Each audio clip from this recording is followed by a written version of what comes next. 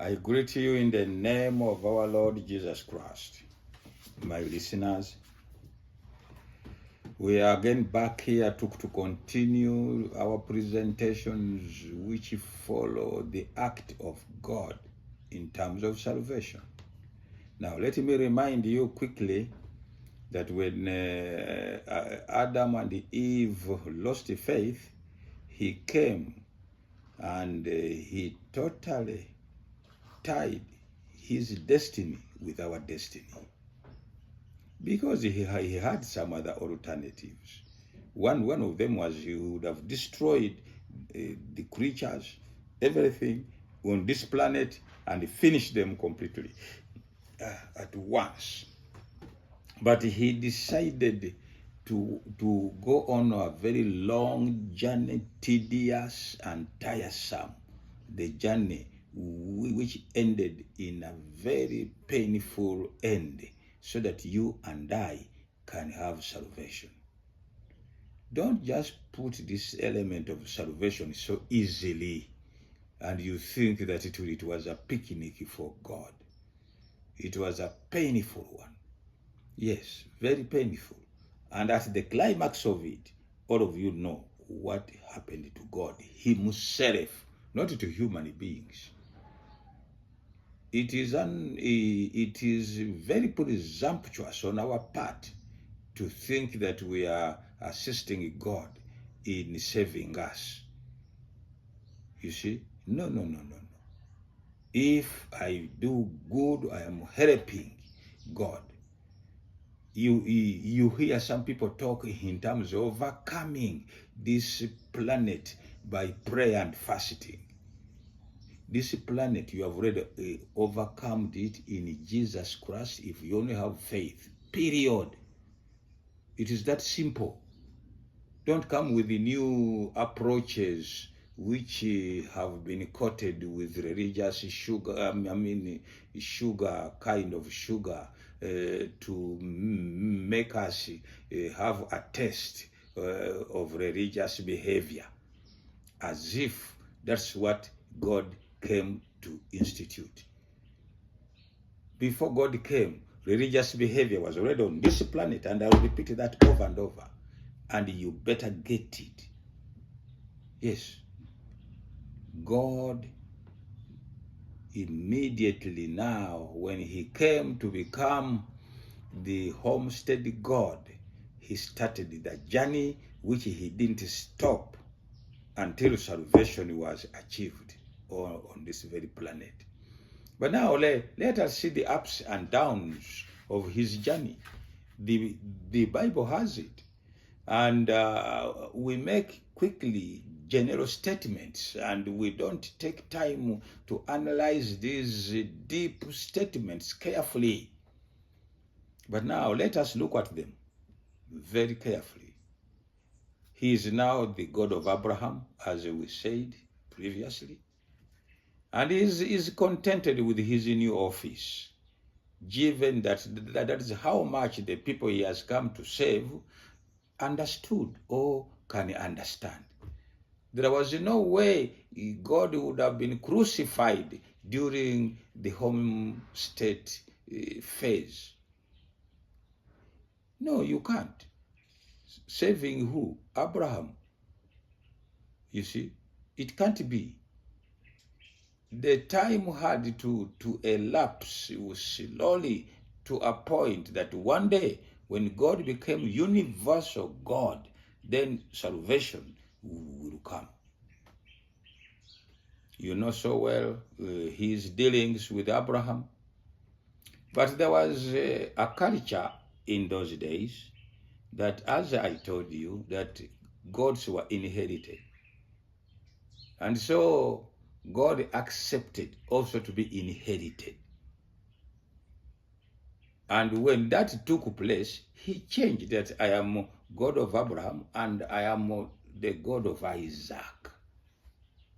Those statements shows inheritance, that God has been inherited. See how much he has fitted in precisely in the culture of that very time. He is not going to change the culture, but he will fit in there for the sake of fulfilling his purpose of reclaiming this planet unto himself.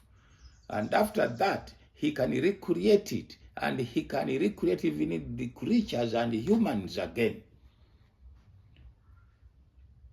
My dear listeners, don't take salvation history easy and call it philosophy and call it this and that.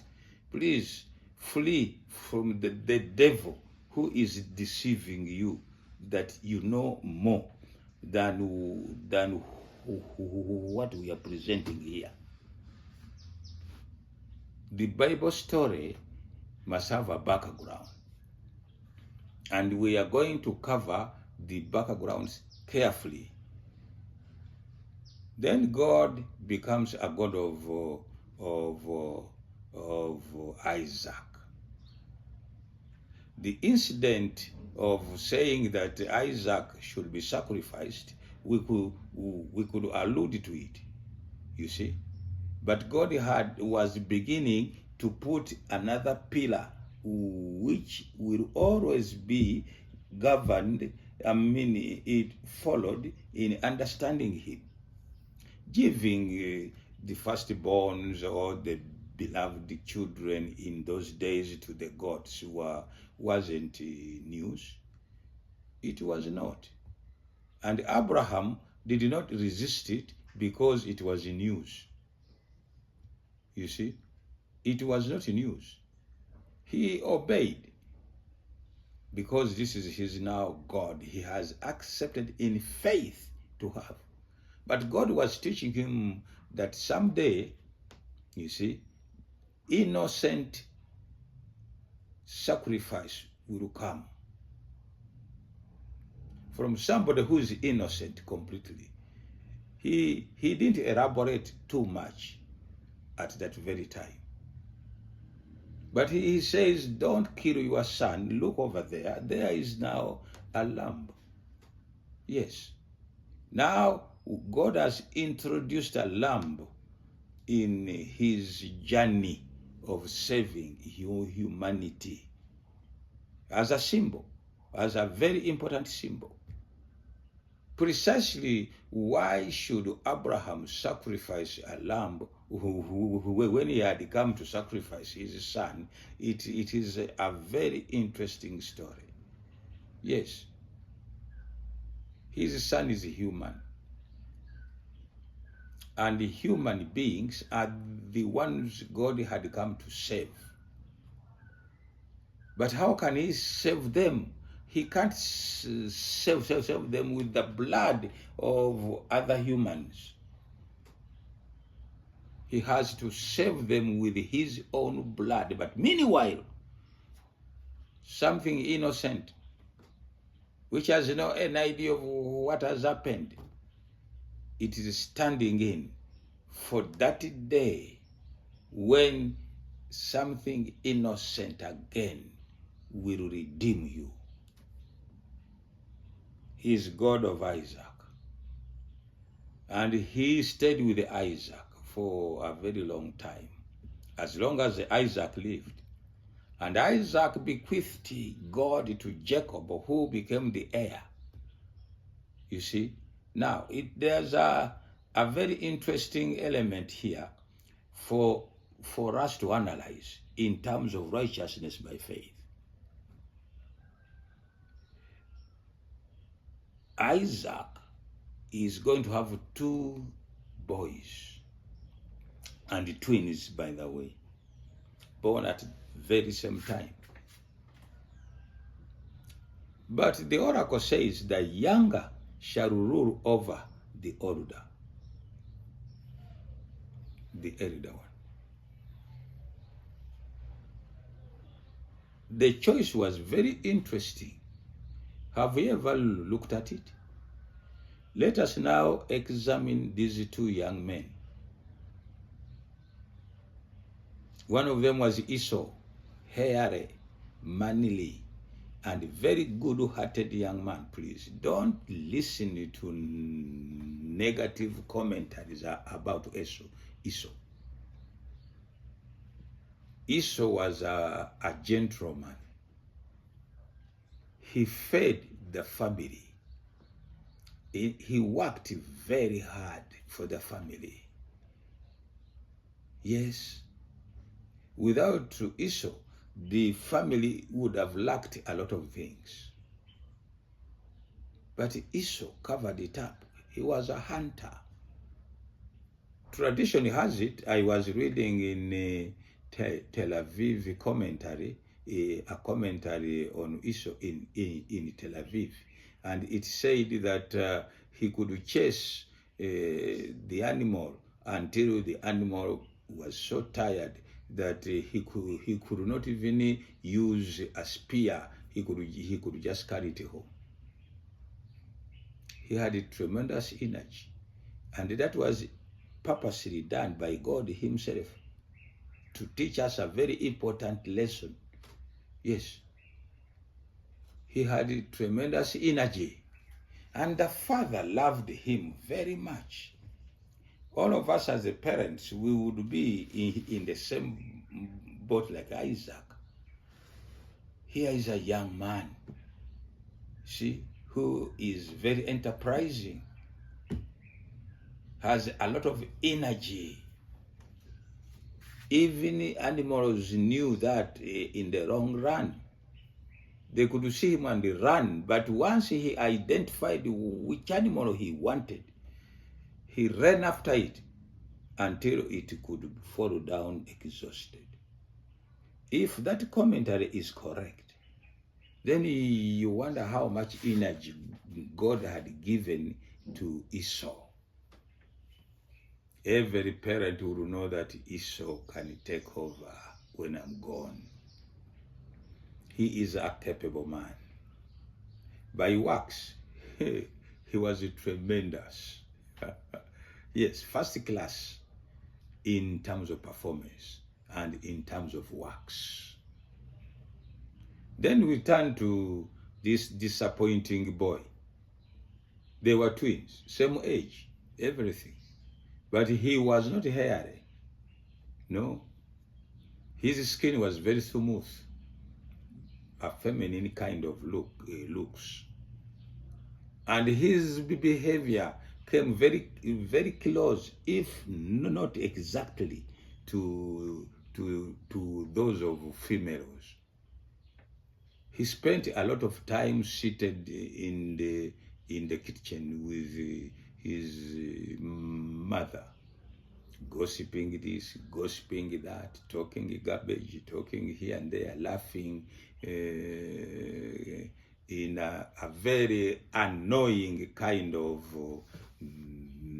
state of laugh. And then Esau was, Isaac was not impressed. No way. Isaac was not impressed with Jacob. He wondered, which sort of a man would this be? If I gave my homestead to a young man like this one, will it succeed? Will it go? How far will my homestead go? Those were pertinent questions every parent who is aging asks. Yes. But Esau continued to do the job. You see, Esau continued to do his job. But this sly, capricious boy, he was always eyeing to become the heir, of course, as far as the records are concerned. And he does not even appreciate what his brother is doing for them. Unthankful brat. Every adjective you can think of goes to Jacob. But if we want to be brief, actually, Jacob's works were terribly bad. They were very bad. They were no good. Then Isaac started to doubt whether they had the angel right, that the younger will rule over the elder. He was so disappointed in Jacob to a point of changing whatever angels were speaking. This is not a homestead of angels. This is our homestead, or my homestead. I know the best for my homestead. How do you know, Mr. Isaac? From works. See, from the way, from works. The works of Esau are tremendously good. The works of Jacob are the opposite of the works of Esau. Therefore, purely on works. Of course, Isaac acts. And you know the whole story. You see, Jacob ceases the office by deceit, by lying, by everything. A lot of questions can come out of that. This bad boy, why didn't God change his mind and say, oh, well, okay, maybe the angel spoke quickly, let Esau be? No. God was teaching us a lesson that his choice does not depend on good works. Yes, does not depend on good works. So you people with good works, don't think that the choice of God depends on that. We will have a lot to say on some of those. Nobody condemns good works. Good works are okay.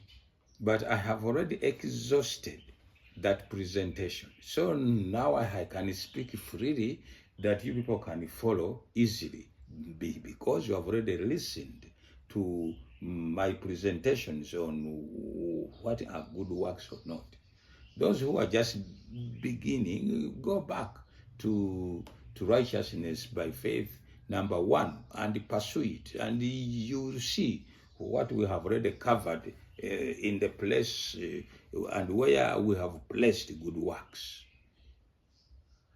If God was to follow good works between those two boys, Esau was going through unopposed.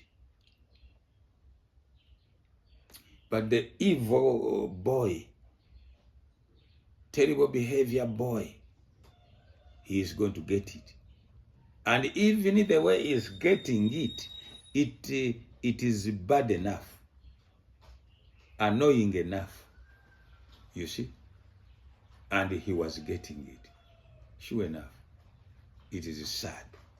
That's the way it is the way God works. God does not depend on good works in order to save us.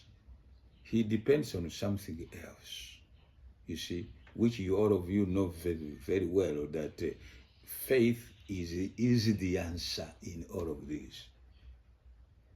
Jacob will have faith in Yahweh. So, and then he will always look back with sadness to what he has done. Let me ask you kindly, my dear friends, to cherish more of faith, and let faith be the producer of your good works. God bless you.